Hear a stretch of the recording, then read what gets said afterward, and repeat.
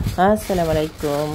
এখন থেকে আর তরমুজের খোসা বা শসা যেটাই হোক ফেলাই দেবেন না। সেই ফেলানো চোষা মানে তরমুজের ঝোলার দিয়ে বা শসা দিয়ে সেটা দিয়েই আমরা শসা বলতে ভুল হবে, তরমুজের যেটা সাদা অংশ সেটা দিয়ে বানিয়ে নিলাম টুটি ফুটি। টুটি ফুটি কিন্তু সবার পছন্দ।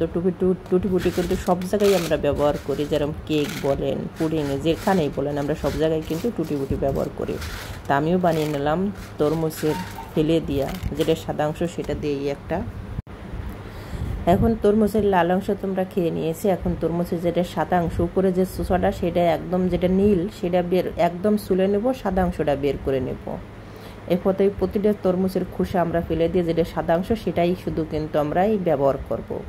দেখুন আমি এক এক করে সব তরমুজের যেটা সাদা অংশ সেটাই কিন্তু, এটা কিন্তু ভাজি করেও খাওয়া যায়, কিন্তু খুব সুন্দর লাগে এবং টুটি ফুটি বানাইলেও কিন্তু দারুণ একটা টেস্ট পাবেন আপনারা। কেকের ভিতর দিয়ে একবার এরপরে কেক বানিয়ে দেখেন, অসাধারণ একটা কেক হবে। এখন আমার ছোলা হয়ে গেছে, আমি খুব সুন্দর করে ধুয়ে নিব। আমি আবার একটু ছোটো কুটি কুটি করে কেটে নেওয়া লাগছে, কেটে নিয়ে আমি খুব সুন্দর করে ক্লিন করে নেব। লাল যে অংশটা সেটা অবশ্যই ফেলিয়ে দেবেন, সেটা রাখবেন না, শুধু সাদা অংশটাই কিন্তু ব্যবহার করতে হবে। আমি খুব সুন্দর করে যে ক্লিন করে নিলাম। এখন আমি কেটে নেওয়ার পালা, ছোটো ছোটো করে আমি কিউট করে কেটে নেব। শুধু এখানে কিন্তু সাদা অংশটাই ব্যবহার করতে হবে, নীল যে চামড়াটা যেতে থাকে সেটা কিন্তু ব্যবহার করা যাবে না, তাহলে কিন্তু এই টুটি ফুটি বেশি ভালো হবে না। এখন আমি ছোটো ছোটো করে কেটে নেওয়া লাগছে, আপনারা দেখেই বুঝতে পারতেছেন যেরকম আমরা সিঙ্গাড়ার জন্য যেরকম আলু কুটি সেরকমটাই কিন্তু কেটে নিতে হবে। এক এক করে সব ইগুলো আমি কেটে নেব।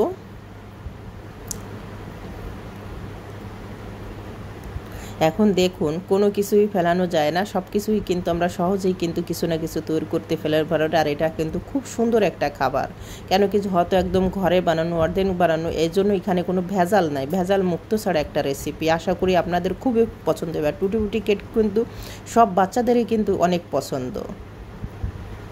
দেখি আপনারা বুঝতে পারতেন যে আমি ক্যামালে কেটে নিয়েছি, আমার কাটে নেওয়া হয়ে গেছে একদম শেষ। এখন এটা আমি চলে যাব। দেখুন আপনার কাটাটা কিন্তু অসাধারণ কিন্তু কাটাটা হয়েছে, দেখেই বুঝতে পারবা লাগছেন। এখন আমি প্রেসার কুকারে দিয়ে দেবো। প্রেসার কুকারে দিয়ে পর আপনারা এমনি চুলেও 10 মিনিট জাল করে নিতে পারেন, 5 মিনিট। আমি প্রেসার কুকারে জাস্ট একটা সিটি মারবো, একটা সিটি দিয়ে পর আমি বন্ধ করে দেবো, জাস্ট একটা।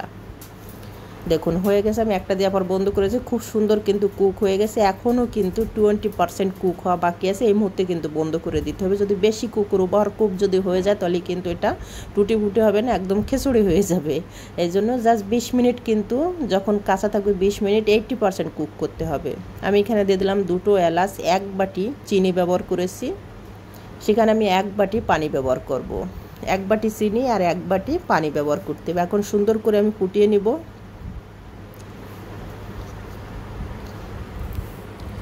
হয়তো একটু টাইম হয়ে, দেখুন এখনও কিন্তু 20% সেদ্ধ হইতে বাকি আছে।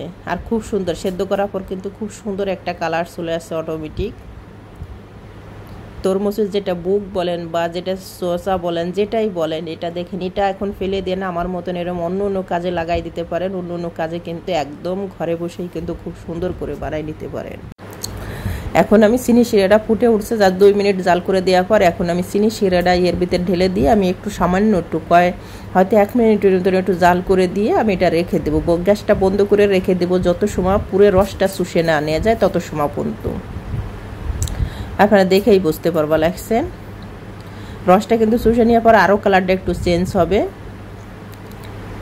আমি জাস্ট 1 মিনিটের মতো এরকম জাল করে নিয়েছি। 1 মিনিট 1.5 মিনিটের মতন জাল করে নেবেন। জাল করে শুধু রসটা একটু গায়ে লাগে আসলে বন্ধ করে দিয়ে ঢেকে রেখে দিতে হবে।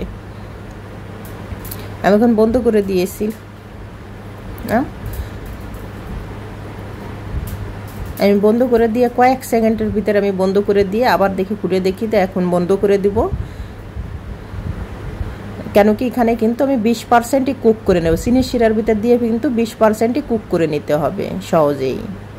এখন আমি জালটা দেখেই আপনারা বুঝতে পারতেছেন, এতে কিন্তু যে রসটা আছে এই রসটা কিন্তু একদম টেনে নিয়ে যাবে।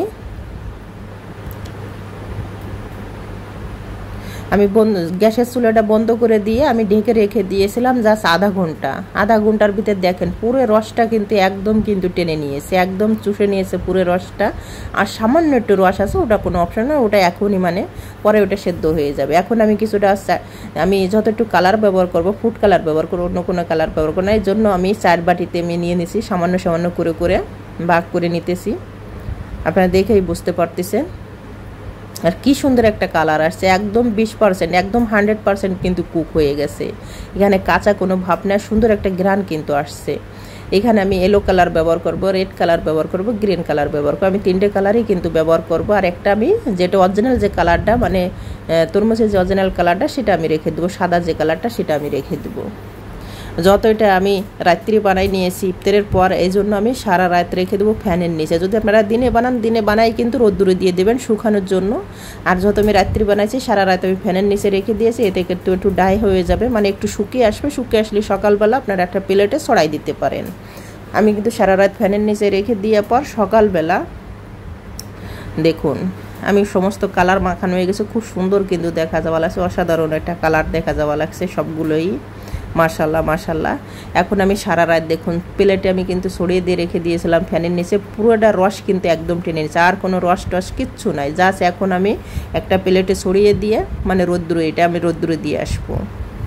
রোদ্দুর হয়তো একদিনে রোদ্দুরও শুকাই যাইতে পারে, বা 2 দিনও লাগতে পারে, বা 1.5 দিনও লাগতে পারে। এটা রোদ্দুর বুঝে, এখানে যে 3-4 দিন লাগবে না, এটা রোদ্দুর বুঝে। এখন হাতে কিন্তু কোনো কালার মাখা লাগছে না, একদম রসটা কিন্তু পুরোটাই কিন্তু শুষে নিয়েছে। আমি বড় একটা প্লেট নিয়েছি স্টিলের, এক সাইডে কিন্তু সব মানে টুটি ফুটিগুলো করে এক সাইডে কিন্তু রেখে দিয়েছি। এখন আমি রোদ্দুরে দেওয়ার পালা। আমার এই টুটি ফুটিগুলো কিন্তু জাস্ট একদিন লেগেছে। এখন যত গরমের মৌসুম আর প্রচণ্ড রোদ্দুরের তাপমাত্রা বেশি, একদিনই কিন্তু আমি শুকিয়ে নিয়েছি। সকাল থেকে একদম সন্ধ্যা পর্যন্ত একদিনই রোদে কিন্তু একদম পারফেক্টলিভাবে শুকিয়ে নিয়েছি। রোদ্দুরের তাপমাত্রা দেখেই বুঝতে পারবো লাগছেন যে কত রোদ্দুর। দেখুন রোদ্দুরের তাপমাত্রা যদি শুকিয়ে যায় তাহলে এমনি অটোমেটিক কিন্তু উঠে আসবে। উঠে আসলে যখন দেখবেন যে অর্ধেক শুকিয়ে গেছে, তখন কিন্তু একসাথে মিক্স করে দেবেন। প্রথম মিক্স করবেন না, তাহলে কী হবে, একটার সাথে একটা লেগে যাবে, একটা কালার আর একটা কালার। দেখুন কত সুন্দর কালার আসছে, মাশাল্লাহ অসাধারণ কালার আছে। এখন আমি একসাথে সবগুলো মিক্স করে এখন রোদ্দুরে দেবো, যত এখন দুপুরবেলা, এই জন্য রোদ্দুরে দেবো এখন। আর যত একদম মানে এখনও কিন্তু একটু ভিতরে কিন্তু কাঁচা আছে, রস আছে, এই জন্য আমি সন্ধ্যা পর্যন্ত রেখে দেবো। দেখুন একটার সাথে একটা আমার একদম একদিনই সেদ্ধ শুকিয়ে গেছে। দেখুন কতটা শব্দ হচ্ছে, সাউন্ড হচ্ছে, একটার সাথে একটা লাগছে, একদম পারফেক্টলিভাবে শুকিয়ে গেছে। এখন এটা আমি রেখে দেবো স্টোর করে। আমি যখনই আমার কেক বানাবার মন চাইবে অন্য কিছু, তখন কিন্তু আমি সহজে কিন্তু এই টুটি ফুটি কেকগুলো আমি বানাই নিতে পারবো। ঘরে বানানো একদম টুটি ফুটি, অর্ধেকভাবে টুটি ফুটি, একদম স্বাস্থ্যসম্মতভাবে টুটি ফুটি আমি বানিয়ে নিলাম ঘরে। আপনারাও বানিয়ে নিন, আশা করি খুবই ভালো লাগবে আপনাদের। এখন তরমুজের খোসা ফেলিয়ে বানিয়ে নিন আমার মতন।